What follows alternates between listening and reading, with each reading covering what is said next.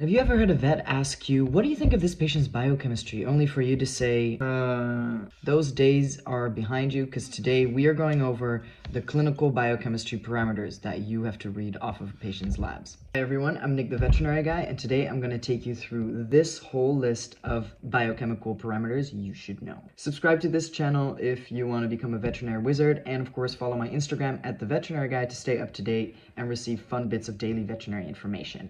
Having said that, let's dive into the list. Starting with total protein, albumin, and globulin. Total protein is made up of the sum of albumin and globulin together. Albumin and globulin will often both be lowered, making the total protein lowered as a consequence of overhydration or blood loss. Any case where they will both be lost from the blood at the same amount.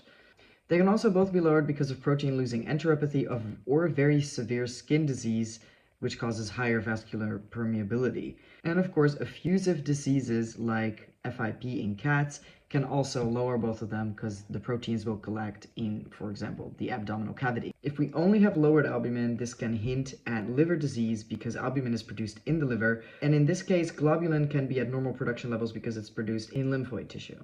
Low albumin can also be due to starvation, malabsorption diseases, or inflammation.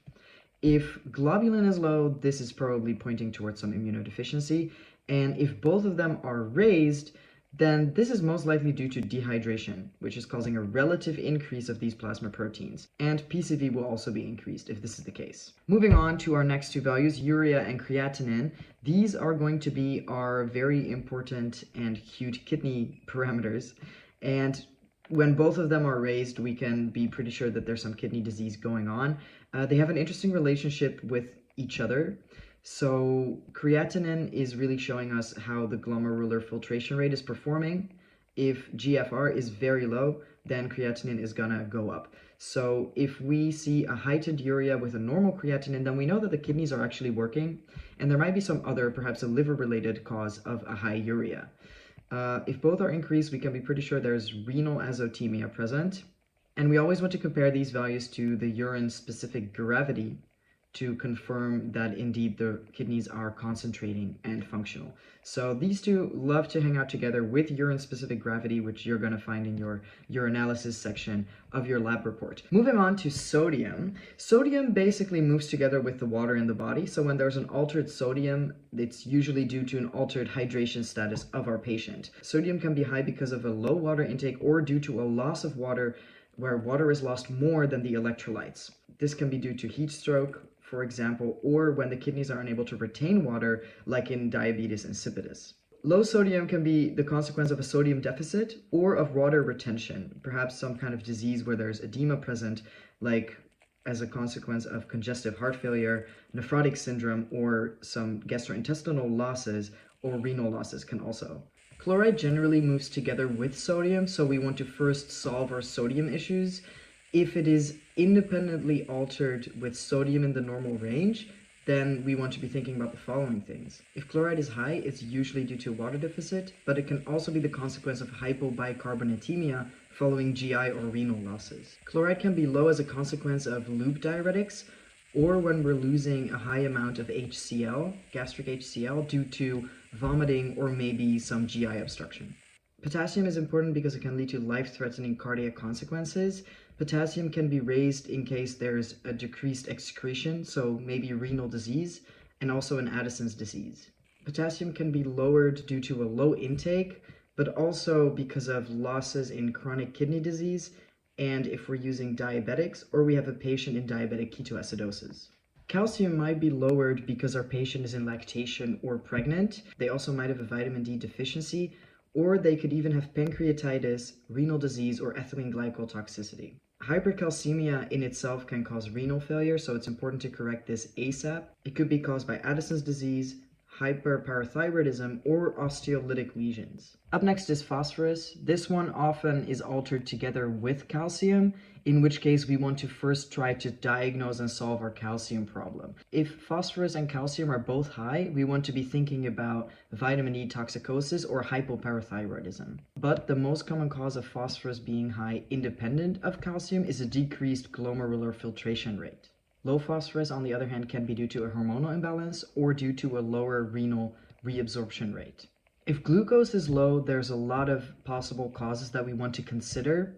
We want to think about a possible hepatic failure, perhaps Addison's disease, neoplasia. We want to consider if our patient is pregnant or in lactation. It could also be sepsis, starvation, xylitol toxicosis, or, of course, an insulin overdose. On the other hand, glucose can be raised as a consequence of several medications, most notably glucocorticoids, but also alpha-2 agonists. And it can be raised physiologically postprandial, so like after eating, and due to stress.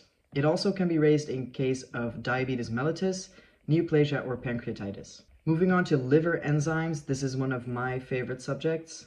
ALT and AST both are used to measure hepatocyte injury, and ALT is present in the cytoplasm, and if it's raised, then we want to be thinking about hepatic injury. But it could also be due to muscle necrosis, so we want to check the creatine kinase concentration to confirm or not confirm if that might be the case. AST is present in the cytoplasm, but also in the mitochondria of liver cells. So when this one is raised, it is a bit of a stronger indication for a worse hepatic injury, but it can also signify muscle damage. And it can also be raised as a consequence of glucocorticoid or anticonvulsant treatment. ALKP stands for alkaline phosphatase, and this is present in the biliary cells. So it tends to be raised when we have biliary injury or cholestasis, but it's important to know it's also raised during bone growth. So in juvenile animals, juvenile patients, you would expect this to be raised naturally, physiologically. And keep in mind, it can be raised in case of a bone neoplasm due to bone growth, and it can also be raised as a consequence of glucocorticoid treatment or anticonvulsant treatment. GGT stands for gamma-glutamyl transferase. This is also an indicator of cholestatic disease because it's present in the biliary tract. So when this is raised, we want to be thinking about cholestasis, biliary hyperplasia, or again, it can be raised as a consequence of glucocorticoid treatment. Bilirubin can be altered in 3 scenarios.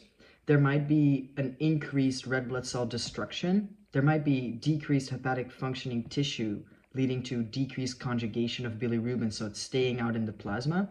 It would be also raised in that case. Or it might be due to cholestasis, which is not allowing any of the bilirubin to be excreted, and that in that case it would be lowered. Cholesterol and triglycerides are 2 other parameters that we want to judge together, and if they are both raised, we call this hyperlipidemia, and this might be physiologically after eating, but it can also be due to endocrine diseases, liver diseases, pancreatitis, sepsis, nephrotic syndrome, or even obesity.